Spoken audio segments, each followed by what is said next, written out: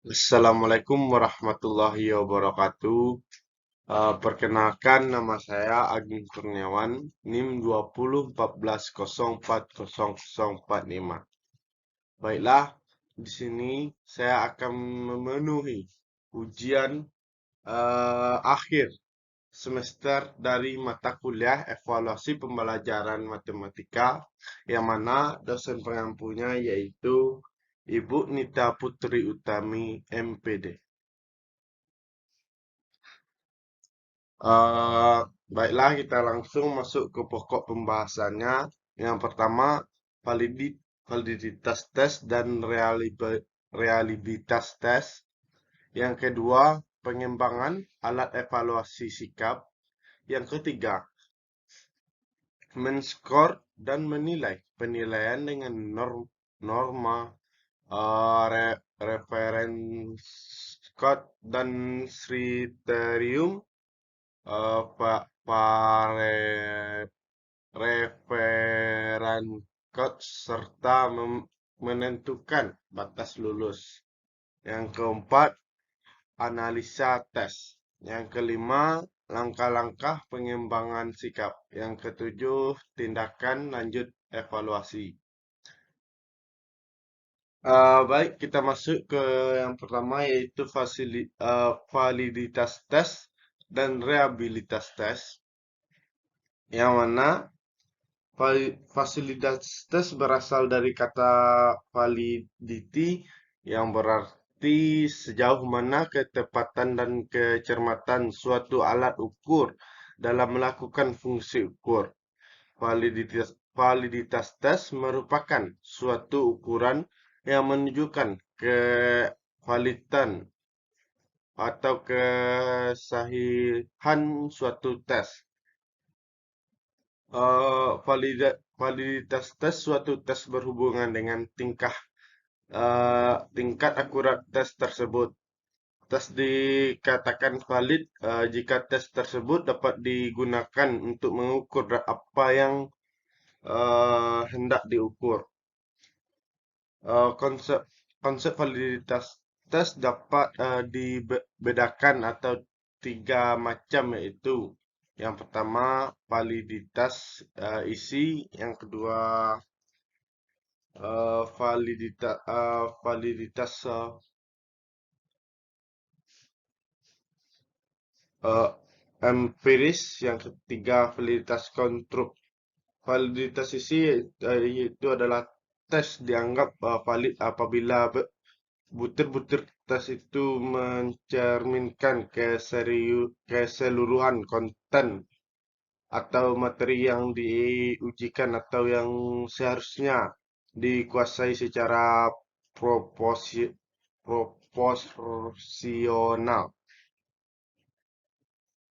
Yang kedua itu materi empiris, yaitu materi validitas empiris atau validitas kriteria adalah validitas berdasarkan kriteria baik kriteria internal maupun kriteria eksternal. Selanjutnya validitas konstruk. Validitas konstruk adalah validitas yang mempermasalahkan sebagai jauh bibir tes maupun mengukur apa yang benar-benar hendak diukur sesuai dengan konsep khusus atau definisi konseptual yang telah ditetapkan.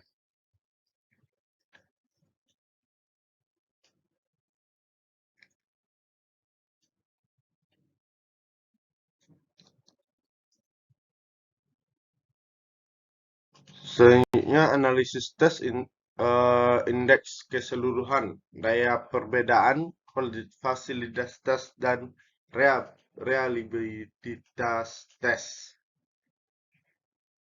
Yang pertama,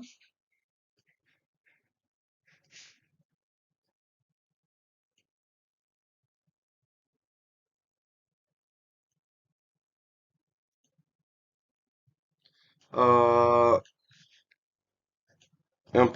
pengertian validitas.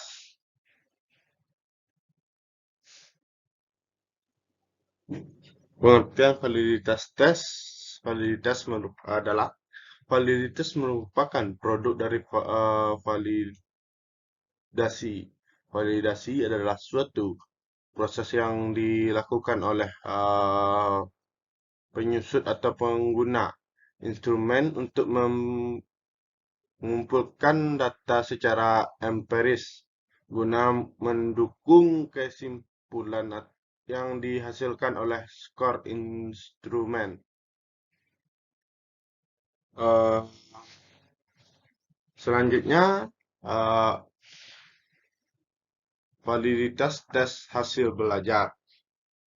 Validitas tes hasil belajar merupakan Suharsiman Arikunto 2000 menurut Suharsiman Arikunto Kunto 2007, validitas sebuah adalah sebuah tes dapat diketahui dari hasil pemikirannya dan dari hasil pengalaman. Nah, selanjutnya yaitu tinggi rendah tinggi rendahnya tes suatu tes. Tinggi rendahnya suatu validitas tes secara keseluruhan sangat dipengaruhi oleh validitas yang dimiliki oleh masing-masing butir item yang membangun tes tersebut. Semakin besar dukungan yang diberikan oleh butir item terhadap tes hasil belajar, maka tes tersebut akan semakin dapat menunjukkan kemantapannya.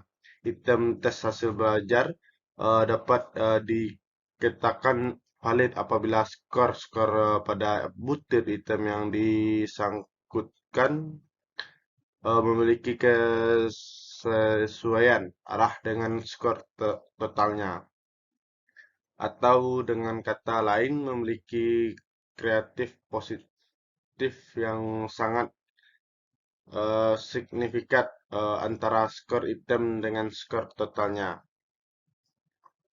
Selanjutnya, penyebab invalidasi.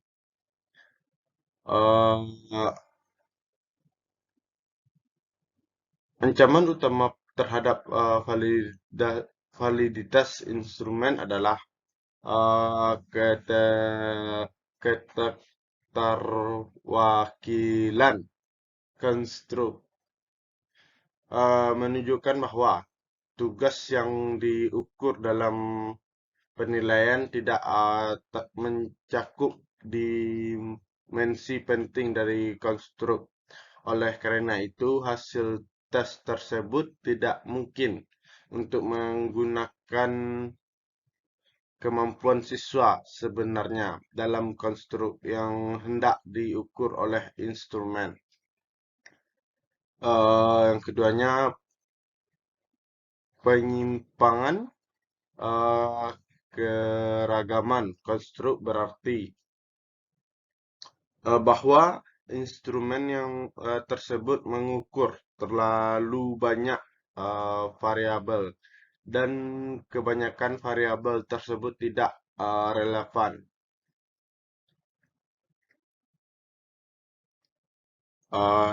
Yang kelima, pengertian reliabilitas. Reliabilitas instrumen adalah keadaan instrumen yang menunjukkan hasil pengukuran yang reliable. Uh, Instrumen yang reliable adalah instrumen ya yang apabila digunakan untuk mengukur subjek subjek atau objek yang sama pada waktu yang berbeda, dan pengukuran dilakukan oleh banyak orang yang berbeda hasilnya tetapi sama.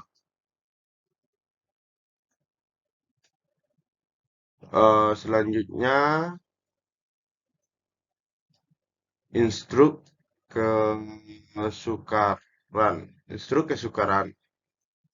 Soal yang baik adalah soal yang tidak terlalu mudah atau tidak terlalu sukar. Soal yang terlalu mudah tidak merangsang siswa untuk mempentingkan usaha pencapaian hasilnya. Sebaiknya soal yang terlalu sukar akan menyebabkan siswa menjadi putus asa dan tidak mempunyai semangat untuk mencoba lagi karena di luar jangkauannya. Seorang akan menjadi hafal akan kebiasaan gurunya dalam pembuatan soal.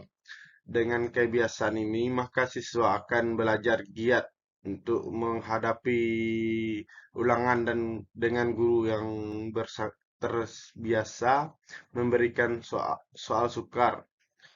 Sedangkan siswa akan malas belajar bila akan ujian dengan guru yang terbiasa dengan soal ulangan yang mudah-mudah.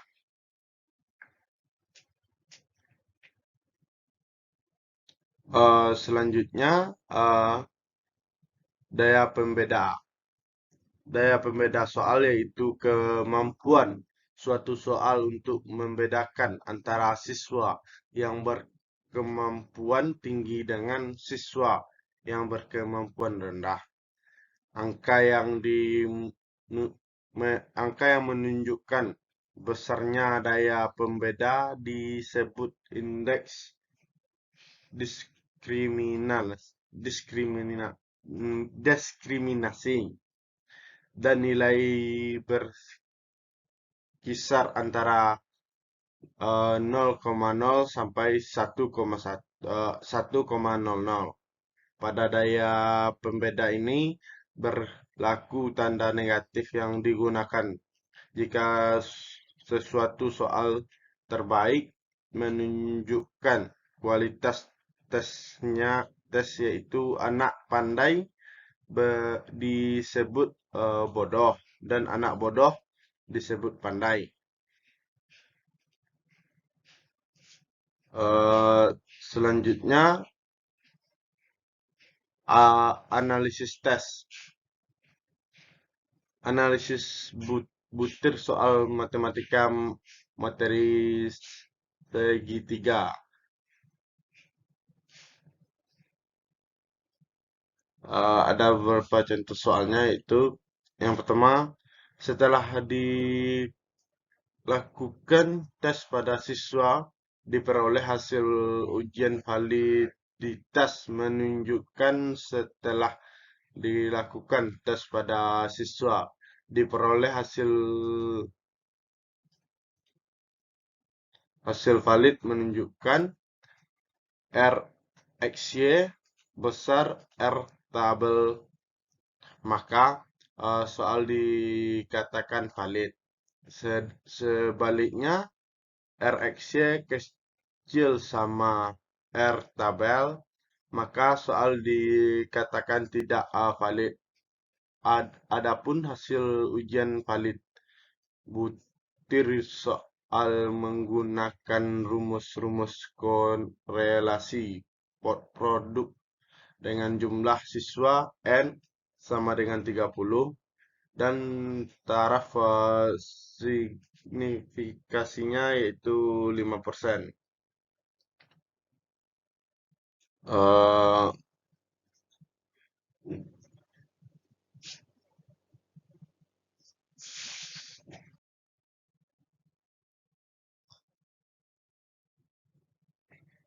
Selanjutnya, pengembangan alat evaluasi sikap.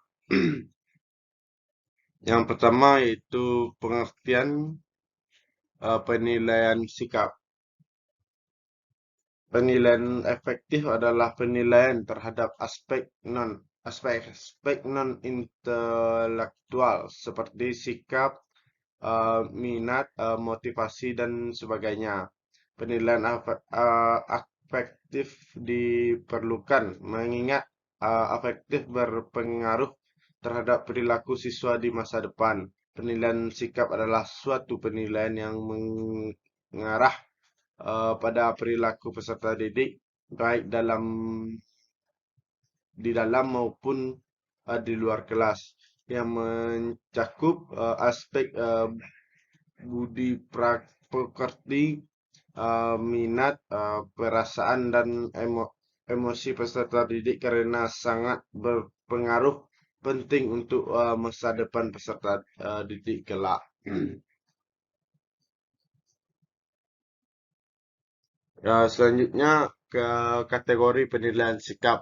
Kategori penilaian sikap ini terbagi menjadi 5 macam, yaitu eh, yang pertama receiving atau attending, eh, ke- kepekaan dalam menerima rangsangan, stimulus yang datang dari luar.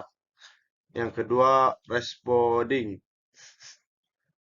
reaksi yang diberikan oleh seseorang terhadap stimulus yang dari luar. Selanjutnya, valuing, berkenaan dengan nilai dan kepercayaan terhadap stimulus. Yang keempat, organisasi, pengembangan nilai ke dalam suatu sistem organisasi, termasuk hubungan suatu nilai dengan nilai lainnya. Yang kelima, karakteristik nilai atau instansialisasi nilai, yaitu ketepatan semua sistem nilai yang telah dimiliki seseorang yang mempengaruhi pola pribadi dan tingkah lakunya. Selanjutnya, penyusunan instrumen afektif. Anderson 1981 dalam Gabel 1986 17 mengilustrasikan dua pendekatan yang sama untuk langkah ini, yaitu pendekatan domain referencode dan pendekatan mapping center C. Pendekatan domain reference code sangat direkomendasikan untuk langkah ini.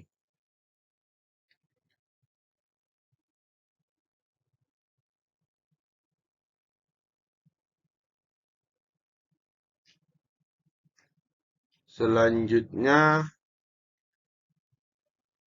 kita masuk ke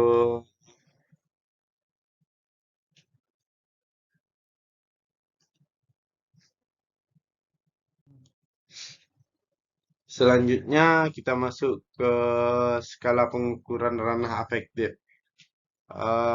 Beberapa skala berdasarkan jenis hasil skala. Yang pertama, nominal skala atau skala nominal. Skala nominal pada objek dapat diperoleh dengan cara yang sebenarnya. Kelompok disebut mutually eksklusif jika setiap objek dapat disortir atau dikelompokkan hanya dalam suatu kelompok. Yang kedua yaitu ordinal skala. Skala ordinal pada objek dapat diperoleh dengan mengurutkan objek berdasarkan sifat-sifat tertentu. Objek-objek yang diurut dari yang lebih tinggi dilihat dari nilai skala yang tertinggi. Yang ketiga yaitu rating skala, skala penilaian. Rating skala biasanya sering digunakan untuk menghasilkan skala ordinal. Jenis rating skala melibatkan opini seseorang kepercayaan, perasaan, atau sikap akan sesuatu. Yang keempat itu interval skala, yaitu melalui estimasi langsung di mana responden diminta untuk memberikan angka terhadap rangsangan stimulus atau perbedaan antara stimulus menurut beberapa penjelasan tersebut tertentu dari rangsangan. Yang kelima yaitu eh, rasio skala. Rasio skala dapat diperoleh dalam menggunakan metode estimasi langsung. Responding diminta untuk memberikan nomor terhadap suatu rangsangan atau memberikan rasio dari rangsangan tersebut.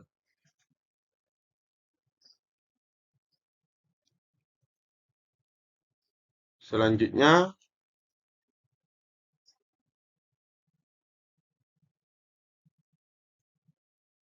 kita masuk ke langkah-langkah penilaian sikap. Yang pertama, sikap terhadap mata pelajaran. Siswa seharusnya memiliki sikap yang lebih baik pada suatu mata pelajaran, misalnya matematika. Pada akhir semester daripada ketika mata pelajaran tersebut diberikan pertama kali. Setidaknya siswa tidak memiliki sikap negatif terhadap mata pembelajaran setelah pembelajaran berlangsung. Yang kedua yaitu sikap positif terhadap belajar. Siswa diharapkan memiliki sikap yang baik terhadap belajar. Siswa yang memiliki sikap positif terhadap belajar cenderung menjadi pelajar masa depan. Yang ketiga, sikap positif terhadap diri sendiri. Meskipun harga diri siswa dipengaruhi oleh keluarga dan kejadian di luar sekolah, hal-hal yang terjadi di kelas diharapkan dapat meningkatkan harga diri siswa. Yang keempat yaitu sikap positif terhadap pembedaan. Siswa perlu mengembangkan sikap yang lebih toleran dan menerima perbedaan seperti etnik, genre, kebangsaan, dan keagamaan. Selain itu, penilaian afektif juga dapat melihat fokus nilai semacam kejujuran, integritas, keadilan, dan nilai kebebasan.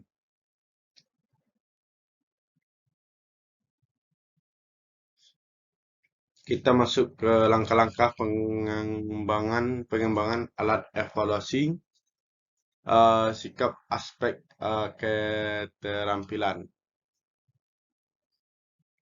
Yang pertama, pengertian penilaian keterampilan. Penilaian keterampilan adalah penilaian yang dilakukan untuk mengukur kemampuan peserta didik dalam menerima pengetahuan dalam melakukan tugas tertentu di berbagai macam konteks sesuai dengan indeks pencapaian kompetensi.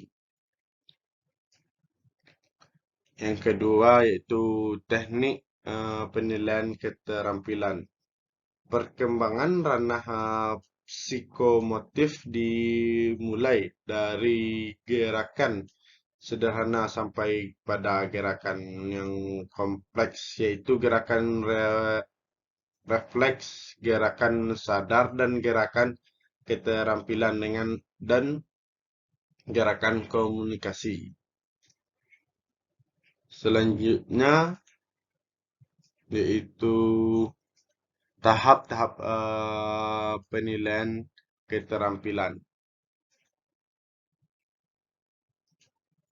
Yang mana tahap-tahapnya yang pertama yaitu perencanaan penilaian praktis. Yang kedua, perencanaan penilaian produk. Yang ketiga, perencanaan penilaian proyek.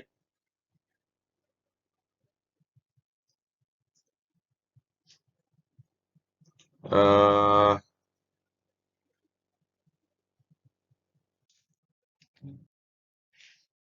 lanjut,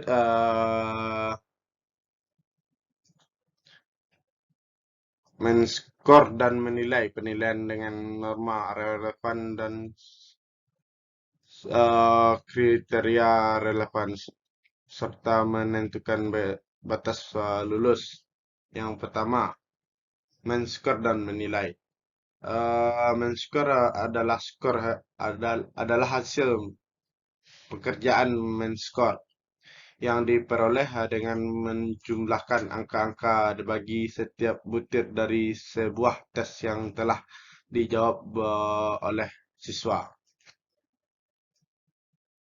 Eh, Menilai adalah angka ubah dari skor dengan menggunakan acuan tertentu serta disesuaikan dengan pengaturan dengan standar tertentu. Yang selanjutnya menilai dan dengan acuan non relevan.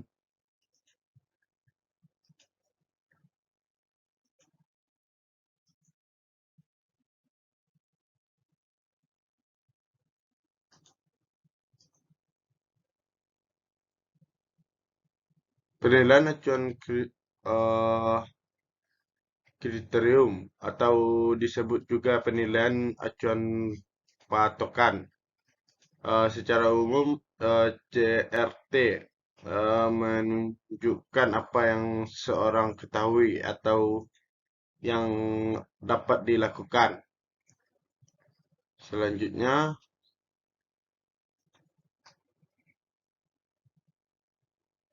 menentukan batas lulus. Batas lulus proses mengubah skor mentah menjadi skor masak dengan menggunakan teknik statistika disebut pengelolaan data.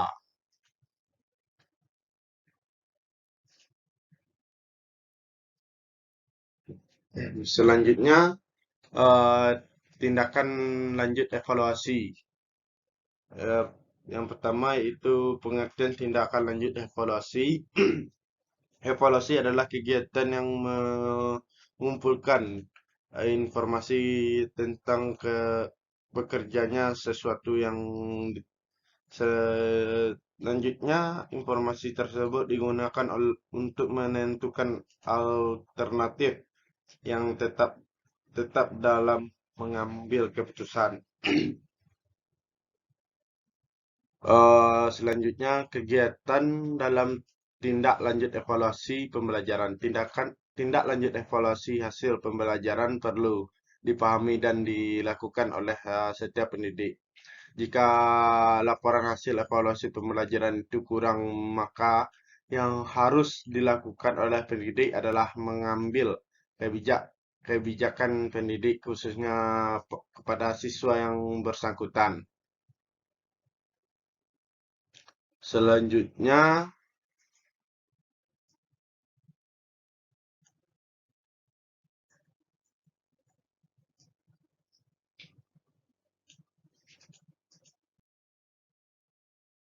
oke, mungkin hanya itu yang dapat saya sampaikan.